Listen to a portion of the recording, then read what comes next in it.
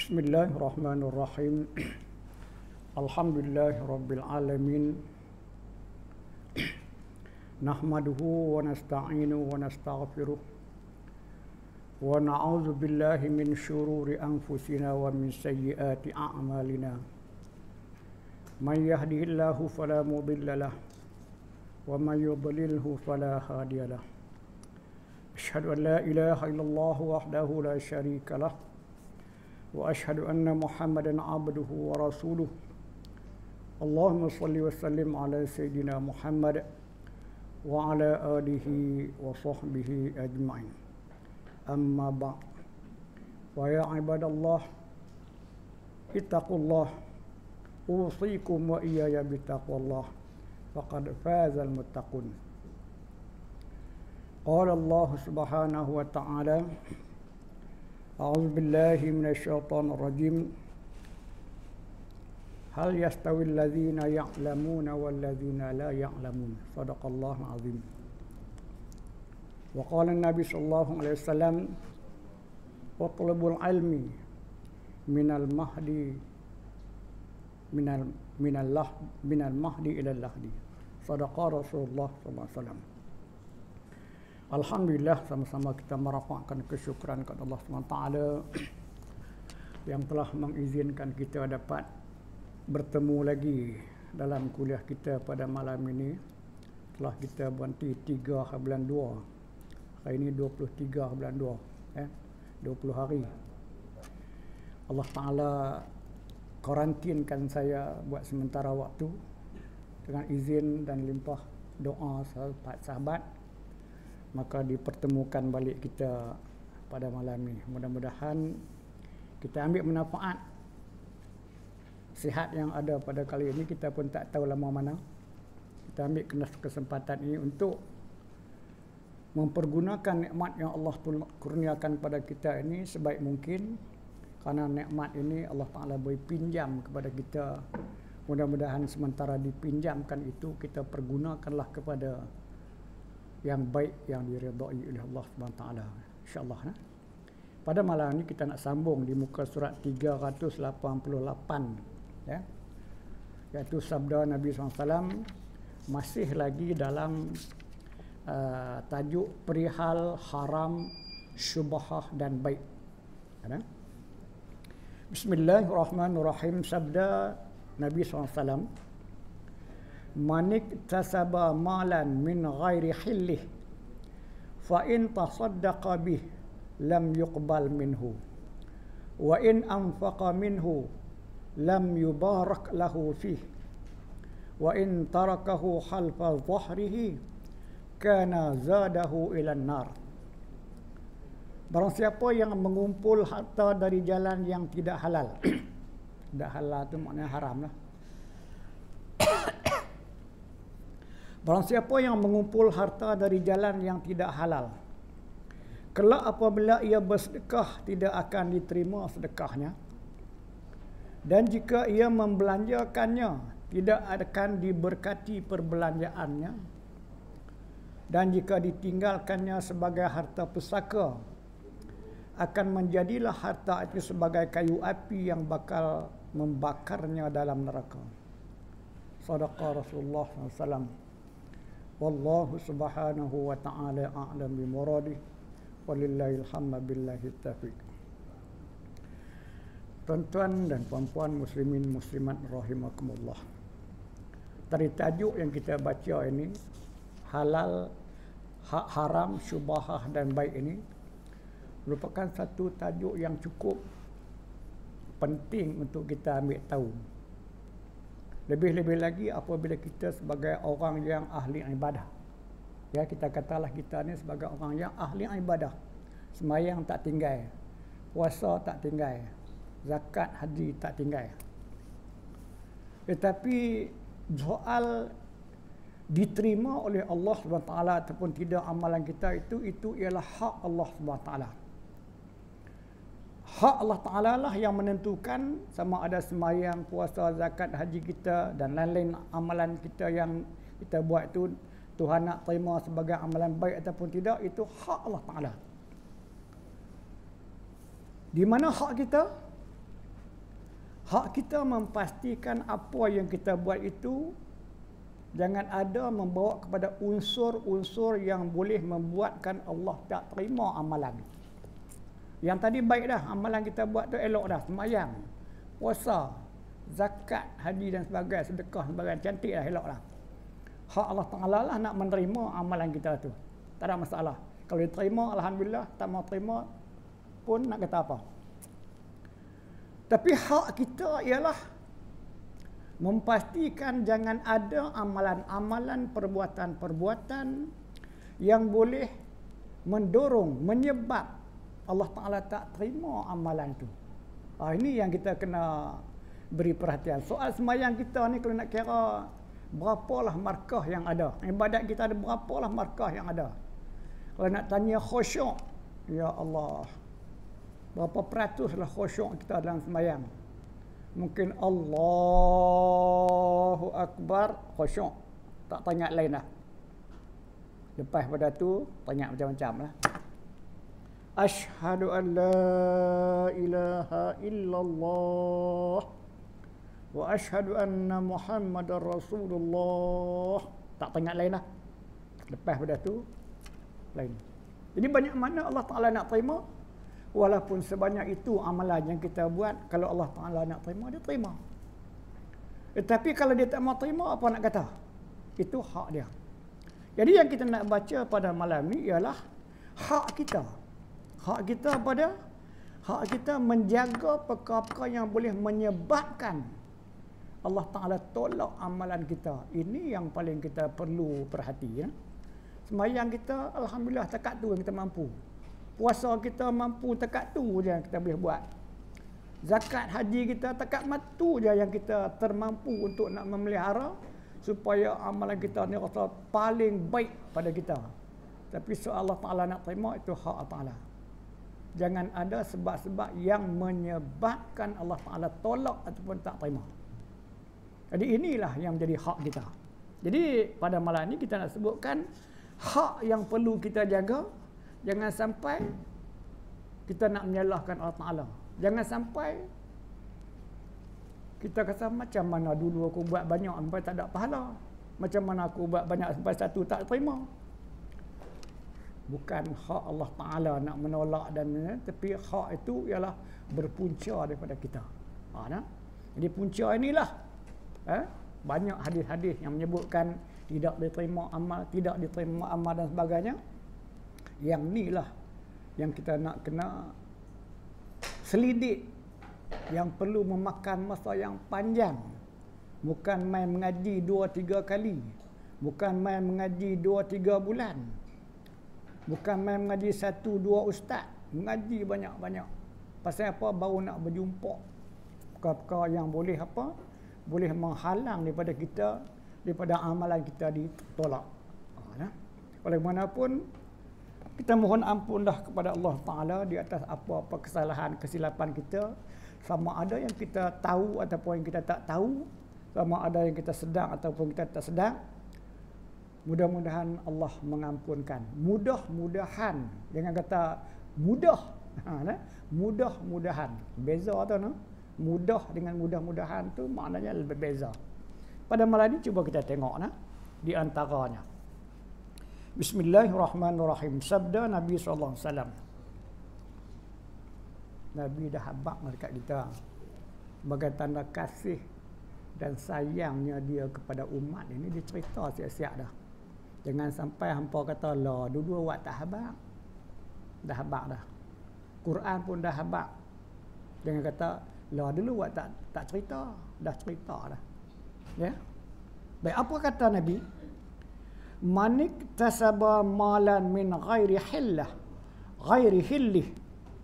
fa in tasaddaqa bih lam yuqbal minhu wa in anfaqa minhu lam yubarak lahu fih wa in tarakahu khalfa dhahrihi kana zadahu ilan nar. Itu kata Nabi.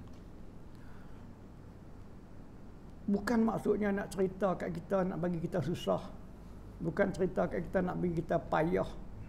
Tetapi sebenarnya kalau susah dan payah di dunia ni hanyalah susah dan payah yang hanya beberapa ketika, beberapa hari, beberapa bulan, beberapa tahun, ya.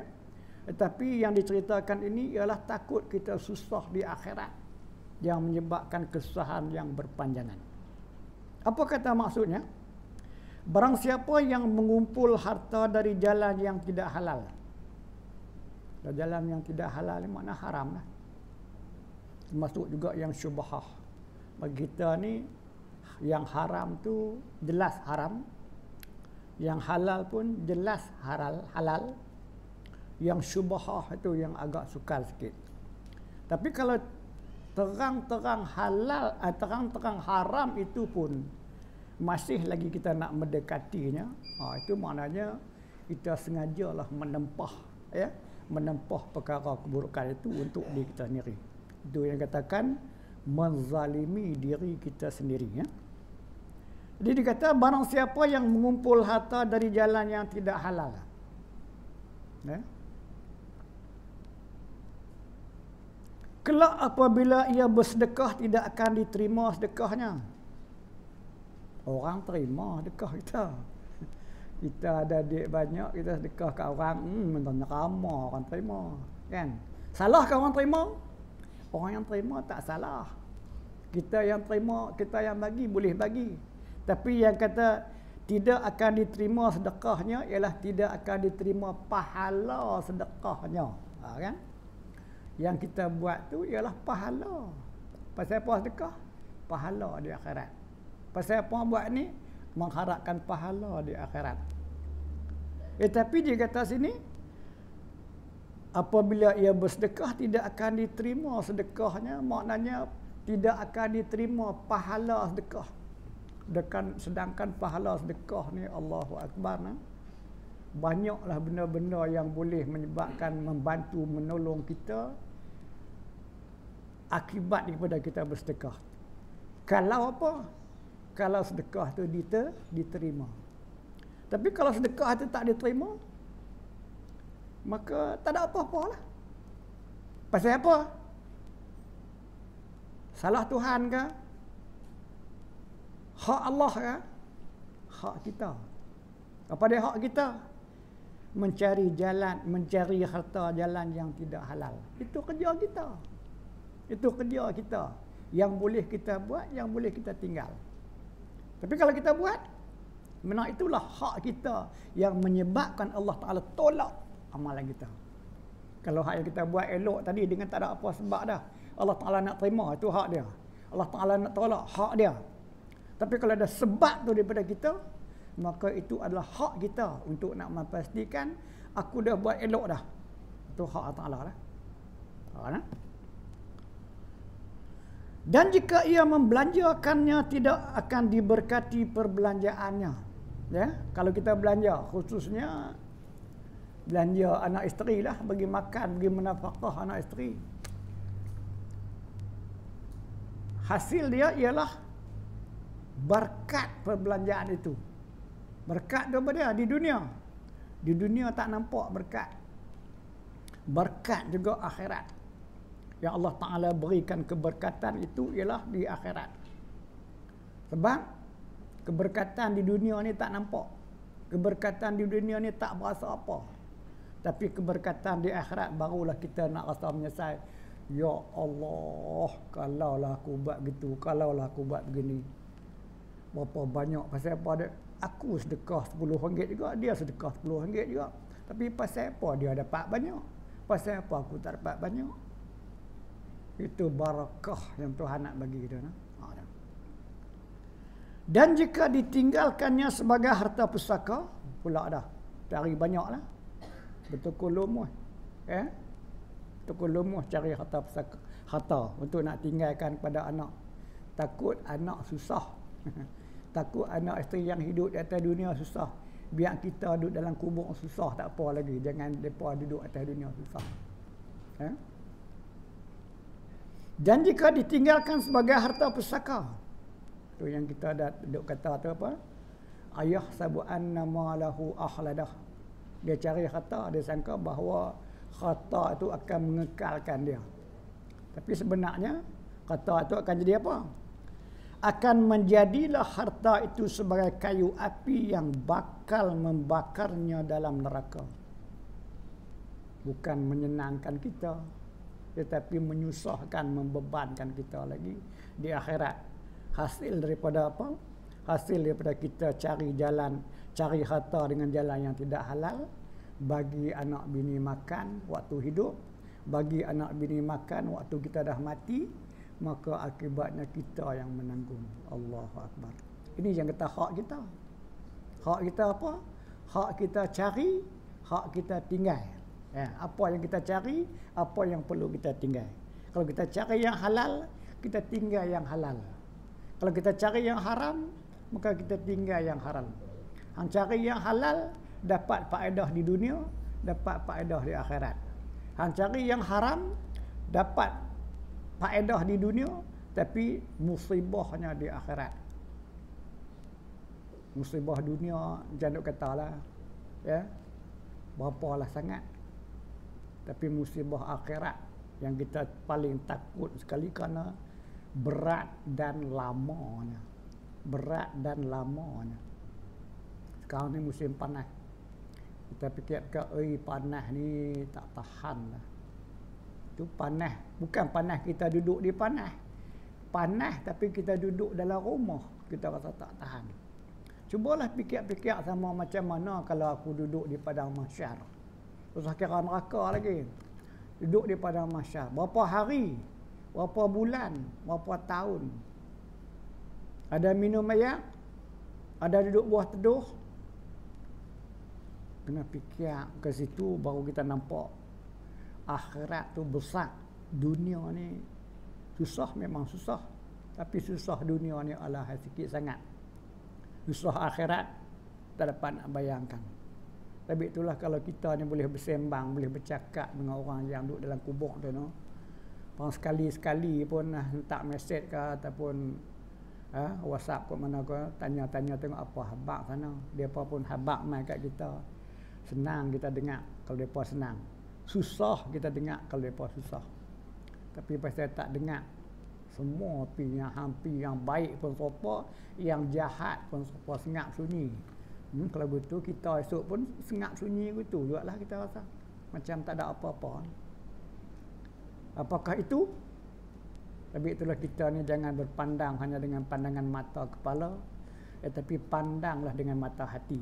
Dan pandanglah dengan mata iman. Kerana mata iman itulah yang akan membuatkan kita nampak pandangan yang lebih jauh daripada apa yang dapat dipandang dengan mata kepala dan dapat dipandang dengan mata hati. Walaupun mata hati itu okey, panjang juga, jauh juga. Tapi mata hati hanya mampu memandang, mendengar, memikir benda yang ada di atas muka bumi sini ataupun yang pernah dia tengok, yang pernah dia rasa. Itu je pandangan mata hati.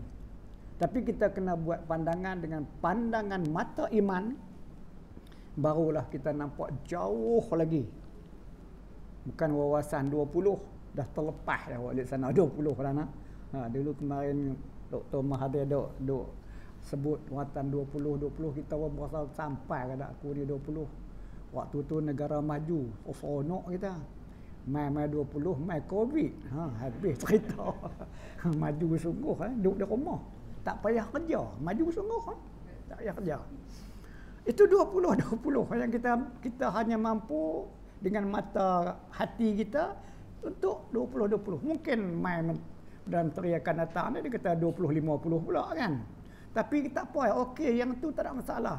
Kalau kita dan pun okey, tak dan pun okey. Tapi cuba kita belajar memandang dengan mata iman supaya pandangan kita tu lebih jauh lagi, iaitu akhirat. Akhirat. Tu no? Supaya kita pandang akhirat. Bila pandang akhirat, barulah kita rasa apalah maknanya. Itu yang kata hidup pana ni, maknanya bukan pana tu tak ada. Pana tu ada. Hidup kita ni pana. Ada bukan tak ada. Tapi pana tu maknanya ada tapi macam tak ada. Macam mana nak kata ada tapi macam tak ada?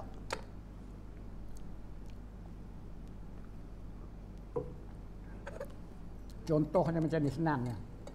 Boleh faham dan boleh ingat sampai bila-bila. Kalau malam gelap ni kita pasang lilin. Cerah tak? Cerah. Tadi punya gelap dia ada lilin sebatang cerah.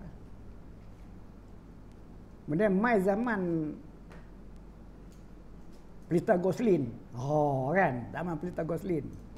Siapa yang lama-lama ingat pelita Goslin. Pam nyala. Pelita apa nama lilin dia tak guna. Ada tak? Ada. Nyala. Tapi tak guna lah. Pasal apa? Ada Goslin terang. Tak guna ada lilin tu. Mari lampu elektrik. Pasang Goslin. Tapi ada lampu elektrik. Lagi tak guna dah. Lilin pun tak guna dah. Lampu Goslin pun tak guna dah. Pasal apa? Ni elektrik lagi terang. Itu yang kita panah ni. Lilin ada tak? Ada. Boleh guna? Tak guna. Goslin ada tak? Ada. Tak guna. Pasang lampu sampai siang matahari naik. Matahari naik. Hang pasang lampu 10 pun. Apa guna lampu 10? Itu kata panah dah. Bukan tak ada. Ada. Tapi ada dia tu macam tak ada. Kita pun begitu jugalah. Kita berasa dunia ni kita ada. Tapi adanya keadaan kita ni. Keberadaan kita di dunia ni. Sebenarnya nampak macam tak ada. Bayang-bayang ada sat. Lama-lama tak ada. Kehidupan yang sebenar-benarnya ialah di akhirat. Nikmat yang sebenar-benar ialah nikmat akhirat. Azab yang sebenar-benarnya ialah azab akhirat. Jadi itulah hadis yang kita baca ni menceritakan tentang akhirat. Jangan kita pandang asalkan dapat duit banyak tak kira lah, halal haram aku balas semua lah. Akhirat belakang kira. Na'udzubillah. Janganlah buat akhirat belakang kira. Kerana akhirat tu mau ke tak mau ke, suka ke tak suka ke, kita akan sampai ke akhirat. Dan di sana apabila sampai di akhirat barulah kita nampak bagaimana kita mensia-siakan hidup kita ni yang sebagai modal untuk kita menegakkan kehidupan di akhirat. Walaupun umur kita tak panjang. Baik sikit lagi. Saya akan berhenti. Cukup insya berhenti. Sabdanya lagi, man ishtara sauban bi asyrati darahim wa fihi dirhamun min haramin lam yaqbalillahu lahu salatan ma dama alaihi. Ni pun proper jugalah. Barang siapa membeli suatu pakaian dengan harga 10 dirham, contohlah kalau 10 dirham, di antaranya 1 dirham yang haram. 10 ringgit beli, hak yang 9 halal. Hak RM1 aja campur duit. Balas tang mana tak tahulah. Nescaya Allah tidak akan menerima daripada satu sembahyang pun, satu pun, selagi pakaian itu masih membungkus tubuhnya. Kalau itu lempak buang aja tu. Kalau kita tahu aku beli mahal-mahal nak buang. Aku beli mahal-mahal nak buang. Pasal apa? Kita tak tahu sembahyang kita diterima atau tak diterima. Sedangkan benda yang semacam ini, itu hak kita. Hak kita lah yang membuatkan pakaian itu menyebabkan sembahyang kita tak terima. Apa dia? 10 dirham campur 1 dirham. 10 ringgit campur 1 ringgit yang tak elok.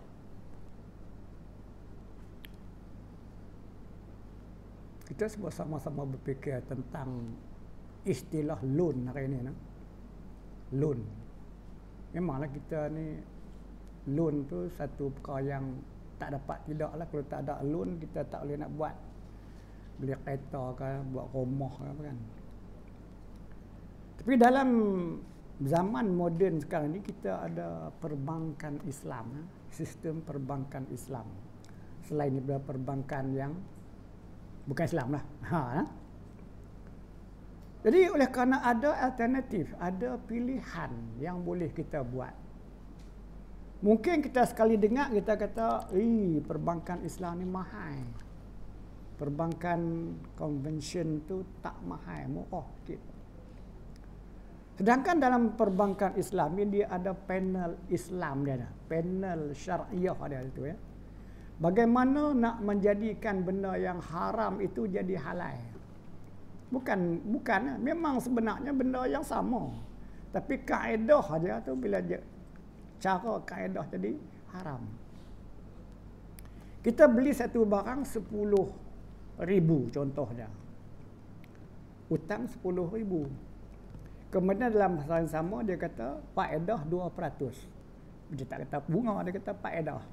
Memanglah kita nampak pun faedah tu patut jugalah pasal apa? Servis kan, perkhidmatan dia. Mana kita setuju tak? Setuju, kita pun sign. Hutang 10, faedah 2, sign. Berapa lama? Bayarlah, bayar. Lama-lama jadi 12. Katalah 12,000 contohnya. Perbankan Islam dia dah kira siap dah. Dengan hutang 10,000 khidmat atau faedahnya 2%, jumlah 12. Hak tadi kita pergi kat bank sana kita pinjam 10. Hak ni kat bank Islam dia kata 12. Ui mahal lah. Tapi dalam perjanjian tu kita kata kita hutang 12. Maka bayar pinjam 12, bayar 12. Hak nu pinjam 10, bayar 10 dan 2%. Itu saja. Sebenarnya bukan kita jangan keliru. Ya? Nak menghalalkan benda tu, sistem Islam ada cara dia untuk membersihkan perkara tersebut. Jadi duduk pada kita. Jadi apa nak sebut sini? Kalau sini tadi dia kata baju. Kita tanggai baju, tak selagi duk pakai baju tu maka amalan tak diterima. Rumah, kita duduk dalam rumah, kita tidur dalam rumah, kita semayang dalam rumah, mayat kita esok pun letak dalam rumah. Yang ada unsur-unsur tak banyak pun, sikit je. Macam tadilah 10 ada 1 je dirham yang haram. Apa nak kata? Saya buka kepada tuan-tuan, kalau besok tak puas hati tolong mai pencerahkan balik kat saya nah. Sebab saya pun bukan faham sangat, tapi itulah secara ringkasnya begitu nah, fahaman. Kalau tidak bukan nak gaduh buat bank lain, bank tu juga. Tapi dalam bank yang sama ada perbankan Islam dan ada satu perbankan yang tidak Islam. Kita dengar sekali perbankan yang bukan Islam tu murah. Tapi hutang 10 dan 2% contohnya. Yang ni hutang 12. Bayar 12. Nak bagi halalkan. Jadi di sini itulah dia kata, ini baru 1/10 dari harga yang dikatakan haram. Tetapi bagaimana pula jika semua harga dari yang haram? Lama pula ni. Tentulah balasannya lebih berat. Terusnya pakaian itu digunakan hanya untuk menutup jasad yang lahir. Baju, tak apalah. Pakai baju. Mungkin hari ni kita pakai baju tu. Esok pakai baju lain. Mungkin hari baju lain tu diterima. Pakai hari baju tu tak terima. Tahukah kita mana yang diterima, yang mana tak diterima? Tu. Ia maknanya asal puncanya daripada hak kita memilih yang halal ataupun yang haram.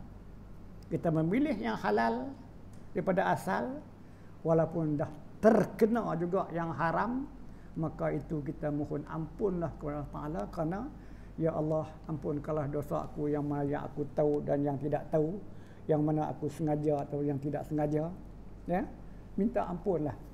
Tapi kalau kita memang memilih, itu bukan dah tak sengaja lagi dah. Bukan lagi tak tahu lagi dah sengaja untuk kita ambil ya. Terusnya pakaian itu digunakan hanya untuk menutup jasad yang lahir sahaja. Tetapi bagaimana pula dengan pakaian makanan? Ini makanan. Yang tugasnya untuk memuaskan kehendak jasad yang batin, tubuh badan, daging darah. Kemudian dari makanan itu pula menjadi darah daging. yang mengalir dalam urat dan tulang-tulang. Ini pun kita kata kami dulu tak tahu lah ni, baru tahu. Yang dulu tu tak apalah. Betul tak tahu, betul. Mohon ampun dah kepada Ta'ala. Dah berjela-jela dah orang kita, daging kita ni dah berpunca, bersumberkan daripada yang haram. Kita tak tahu. Minta ampun dah kepada Allah Ta'ala. Kenapa? Itulah. Tapi kalau dah duk tahu, sedap pula lah. Seronok pula lah benda macam ni. Sayang pula nak tinggal. Tu nama dia. Tu yang kita katakan makan daging babi pun kalau dah terlapak sangat sampai tak ada apa halal, bukan halal, harus. Tapi bukanlah makan sampai simpan buat esok sama mana. Ni aku esok tak ada makanan. Dah makan hari ni pasal apa ni, aku tak makan mati. Makan kan sedap pun. Jangan duk habis dah. Sekok takkan nak habis sekali makan kot. Besar. Bukan maksudnya gitu. Hari tu makan pasal apa lapar sangat tak makan mati. Esok cerita lain. Tahu tak? Maknanya bukan halal diharuskan. Ni pun begitu juga. Bukannya halal apa yang sudah-sudah tu. Tapi dah tak tahu punya pasal, tak apalah. Kita minta ampun Allah Ta'ala, mudah-mudahan Allah Ta'ala ampunkan. Lepas tu nak bayar macam mana? Takkan nak boleh kikih balik apa nama tukar darah lain pula. Buatlah amal ibadat, mohon ampun kepada Allah Ta'ala banyak-banyak, mudah-mudahan Tuhan ampunkan.